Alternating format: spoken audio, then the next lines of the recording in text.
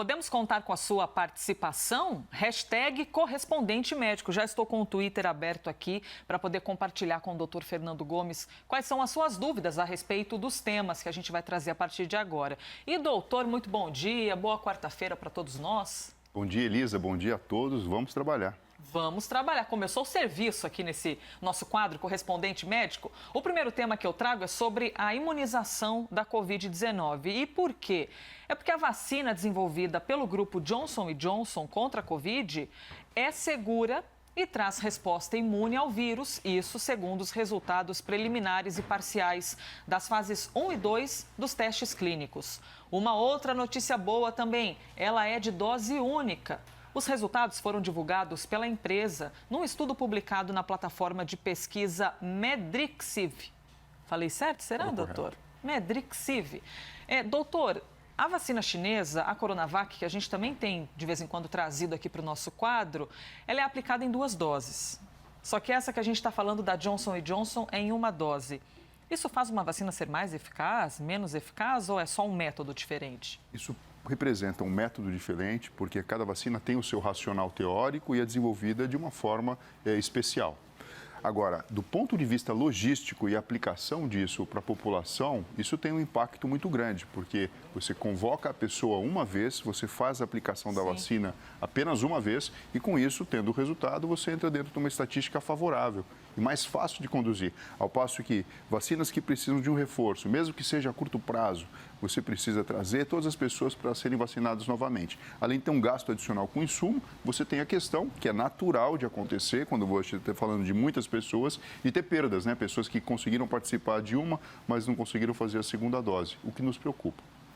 Nesse caso, a gente pode dizer que o fato de haver uma dose somente, a carga viral dentro da dose, se é que é assim que a gente chama, é maior então? Ou seja, essa vacina pode causar um efeito colateral, por exemplo, mais forte na pessoa, já que precisa só de uma dose? Não necessariamente, porque o mecanismo de atuação pode ser completamente diferente, mas ele pode ser mais eficiente em sensibilizar a resposta do sistema imunológico. Então, você pode trabalhar com um vírus vivo atenuado, ou então fragmentos da parede do vírus, ou elementos que façam com que o sistema imunológico, da próxima vez que venha encontrar um vírus de verdade na comunidade, quando tiver o contato com a SARS-CoV-2, ele esteja pronto e preparado para a liberação e produção de anticorpos. É como se o nosso corpo, o nosso sistema imunológico pensasse assim, opa, esse aqui eu já enfrentei, já estou ligado que ele é forte, ou seja, o nosso sistema estaria mais fortalecido? É exatamente isso. Então, eu tenho num primeiro momento, tendo a composição da vacina, que pode ser de partes do vírus ou então quando são doenças causadas por bactérias mortas, atenuadas. Atenuadas eu quero dizer, eles são viáveis, são vivos, mas não são capazes de provocar doença. Mas eles acabam simulando de uma forma muito parecida ao que aconteceria se houvesse um contato real na comunidade. Passo número 1. Passo número 2, a pessoa vacinada, quando desenvolveu, então, essa memória, porque a gente está falando de um tipo de memória, não cerebral, mas do próprio corpo em relação ao sistema imunológico. A pessoa entra em contato com o vírus novamente, o vírus na comunidade, e então ele já tem anticorpos que vão, então, de uma forma ostensiva, ser grudado na região do vírus e, com isso, começa o combate natural. Então, você fortalece e você previne o sistema imunológico, deixando ele preparado para, então, executar essa ação. É como se você treinasse, na verdade, os guardas que você tem na frente da sua casa para uma situação adversa. Treinasse o seu exército ali imunológico para enfrentar um invasor. Mas, doutor, enquanto o senhor estava falando, eu já fui pensando aqui em várias perguntas. Aliás, se você tiver a sua também, por favor, hashtag correspondente médico. Muito se fala e se pergunta sobre, será que a gente vai precisar tomar todos os anos uma dose da vacina? Será que sim, será que não?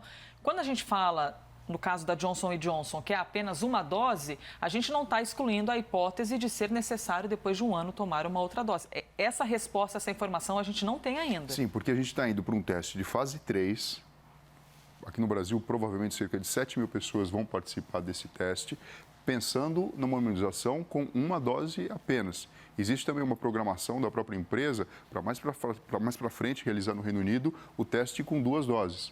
Então, assim, é tudo muito novo e tudo está sendo desenvolvido de uma forma que a gente possa ter a segurança, a eficiência e uma aplicação imediata, porque uma vez que a gente está vivendo uma pandemia e a gente produziu esse conhecimento, O próximo passo é tornar ele viável e, do ponto de vista de logística, oferecer para todo mundo, para justamente controlar o avanço do coronavírus. E a vacina seria colocar um vírus no corpo de uma pessoa que não está doente, né? Então ela não pode causar um efeito ainda pior do que o próprio vírus. Exatamente. O vírus ou uma parte dele, ou uma proteína, ou um elemento que simule a entrada dele. Por exemplo, se eu tenho um invasor que usa uniforme vermelho, a vacina pode ser simplesmente um lenço vermelho, que não é o invasor inteiro, mas que me traz uma memória suficiente para dizer o seguinte: quando entrar um exército dessa característica, um invasor dessas características, vamos desenvolver armas para conseguirmos combatê-lo. Que interessante. Vai enganando ali, tentando enganar o sistema imunológico, mas para que ele se prepare para esse enfrentamento. Muito curioso. Tem algumas perguntas que estão chegando pela hashtag correspondente médico e eu compartilho a do Davi Fischer, ou David. Obrigada, viu, pela sua participação. Quanto tempo demora, doutor, aproximadamente, para imunizar uma população como, por exemplo, a de São Paulo? Lembrando que só a cidade de São Paulo tem aproximadamente 12 milhões de habitantes. Isso depende da distribuição logística e da forma que a gente tem a capilaridade no SUS para convocar as pessoas e elas serem vacinadas. O Brasil sai em vantagem em relação a isso por conta da existência do nosso Sistema Único de Saúde. E, assim, existe uma carteira de vacinação nacional em que as pessoas já estão acostumadas a frequentarem o posto de saúde ou as unidades de saúde onde são recrutadas para fazerem imunização. Então, assim, a gente está num momento favorável, porque, pelo menos do ponto de vista teórico, nós temos o arcabouço necessário para que essa entrega aconteça.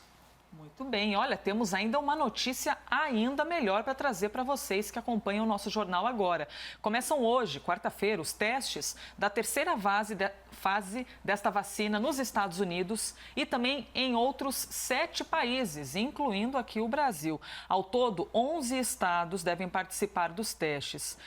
Doutor, como é que o soro age no corpo desses voluntários? Você pode imaginar o seguinte: as pessoas elas acabam sendo submetidas a um primeiro contato com elementos que podem provocar doença.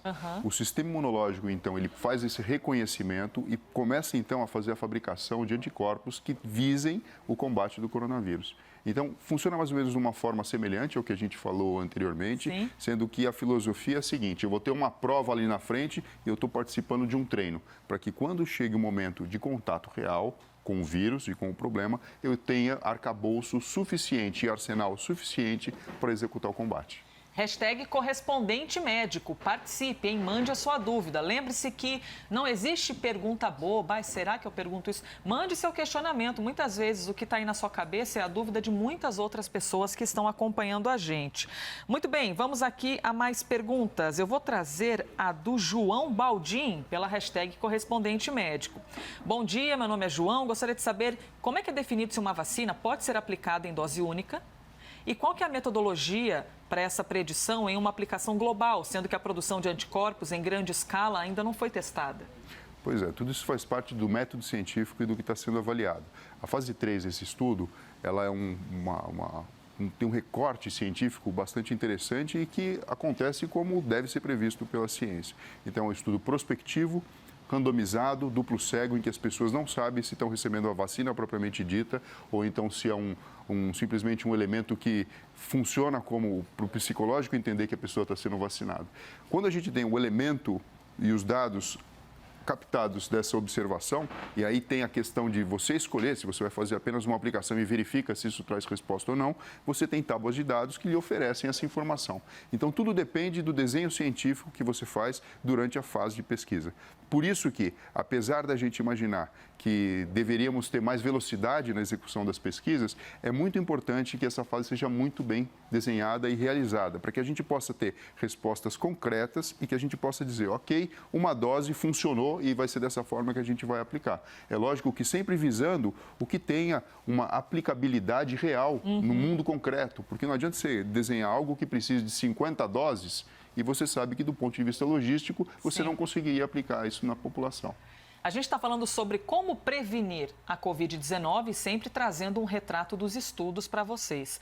Agora eu trago as consequências da Covid-19 no nosso corpo, na nossa vida. Então eu já te faço uma pergunta pedindo a sua participação pela hashtag Correspondente Médico. Você tem o hábito de ranger os dentes? Ou o bruxismo, ficar forçando a mandíbula, às vezes acordar até com dor de cabeça e depois descobrir que tem esse problema? Veja só, nesse período, tem gente que olha essa imagem e já pensa, minha nossa, que eu quero fugir do dentista. Mas é necessário para a nossa saúde. Nesse período de pandemia, tem muita gente procurando justamente isso, dentista, para tratar um dente quebrado. A procura, que antes ocorria muito menos, acabou crescendo nesse período e alguns profissionais têm atendido até 5 casos por dia, ou seja, 5 pessoas que têm justamente esse problema. Doutor, apesar de estar relacionado com a pandemia, esse aumento de dentes quebrados não tem nada a ver com a Covid em si, correto? Mas sim com essa fase de isolamento, de repente tensão, ansiedade? Exato. Não é o SARS-CoV-2, não é o vírus do coronavírus que provoca enfraquecimento do dente. Não é isso. Mas, indiretamente, com toda essa situação de medo, ansiedade, alteração do nosso comportamento, orientado pelos próprios órgãos de saúde, e eu estou falando aqui do distanciamento social, da reclusão em casa, faz com que esse nível de estresse aumente e, portanto, algumas manifestações que naturalmente acontecem nas pessoas, como, por exemplo, a questão da mordida mais forte, do ranger de dentes, venha a se manifestar. E, com isso, a existência de dentes trincados. Outras alterações que a gente consegue observar no dia a dia, pessoas vêm relatando queda de cabelo, muito mais do que o normal, unhas roídas, aqui a manifestação clínica de ansiedade, né? Acaba sendo o estereótipo, né? A pessoa ansiosa, ela leva o dedo à boca e acaba roendo e não percebendo que está quase que se automutilando de uma forma mais leve. E nesse momento de pandemia, socorro colocar a mão na boca, né? De forma nenhuma, porque é exatamente essa orientação, né? Além da higiene frequente, além da utilização da máscara, evitar o contato das mãos com os olhos, com o nariz e com a boca, porque você poderia estar levando o vírus para dentro do seu organismo. E o ranger dos dentes, que muitas vezes se manifesta principalmente no período da noite, quando você reduz o seu nível de consciência, entra no estado do sono e aí você não tem mais controle dos seus músculos temporal e masseter, que acabam trabalhando de uma forma a você aliviar a tensão. E quem acaba pagando o preço por isso é a sua dentição, porque o atrito ele acaba sendo muito maior do que o normal. Doutor, então a ansiedade seria uma inquietude. É o nosso corpo que não consegue ficar parado, então ele tende o tempo inteiro fazer alguma coisa, porque, com toda certeza, as pessoas não têm a intenção de se machucar. Acho que não, porque ranger o dente pode se machucar, roer a unha pode se machucar, mas a pessoa não tem essa consciência de que ela está se machucando, correto? Correto. É quando transborda essa ansiedade simplesmente do plano mental para o mundo físico. Então, é comum você verificar pessoas que batem o pé, têm o hábito de bater o pé. A perna inquieta. O quê? Quem nunca? O ranger de dentes, o roer as unhas. Existem pessoas que, você já ouviu aquela expressão, né? Arrancou os cabelos, né? Sim. Existem pessoas que acabam desenvolvendo uma espécie de transtorno obsessivo-compulsivo com essa retirada de cabelos de uma forma voluntária, sem uma finalidade óbvia, mas que provoca algum grau de alívio, pelo menos momentâneo. Outras pessoas acabam descontando isso no hábito alimentar, comendo de uma forma compulsiva, não percebendo que estão alimentando. E, na verdade, existe uma tendência natural de tentar resolver a questão da ansiedade. O próprio tabaco, bebida alcoólica. Então, o indivíduo ele tenta resolver aquela situação de uma forma natural. E muitas vezes se dá mal, né? Porque acaba trazendo um malefício para a saúde. Imagina essa questão do próprio ranger de dentes. É importante a gente identificar isso e tratar isso de uma forma adequada. A gente comenta muito, até com entrevista de pesquisadores e médicos, que esse período de isolamento social, que agora tem diminuído um pouco, mas o período de isolamento obrigou todo mundo a ficar dentro de casa e a olhar para o próprio umbigo. E muitas vezes a refletir e enxergar aquelas coisas que as pessoas não queriam muito refletir. Isso tem alguma relação, ou seja, de acessar questões emocionais que incomodam, que geram um desconforto e isso, como consequência, se desenvolver na ansiedade? É um momento, Elisa, em que as pessoas... Né? É complexo, que as pessoas têm a oportunidade, eu não vou nem falar voluntariamente, mas quase que compulsoriamente, de realizar uma faxina dentro da sua própria vida, sabe? E eu digo da sua própria vida mental.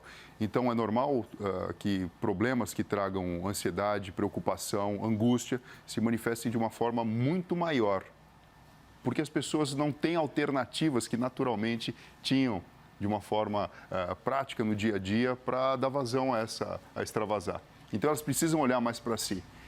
Então, o que acontece é que esses problemas relacionados com a parte psicossomática, eu digo, coisas que originam dentro da cabeça, que muitas vezes a gente não entende, mas que manifestam-se no corpo físico, ficam mais evidentes. E é justamente isso que a gente está verificando. E aquela frase de cabeça parada pensa muita bobagem. Tem gente que se ocupa excessivamente para não pensar nos problemas internos que tem que resolver, correto? Sim.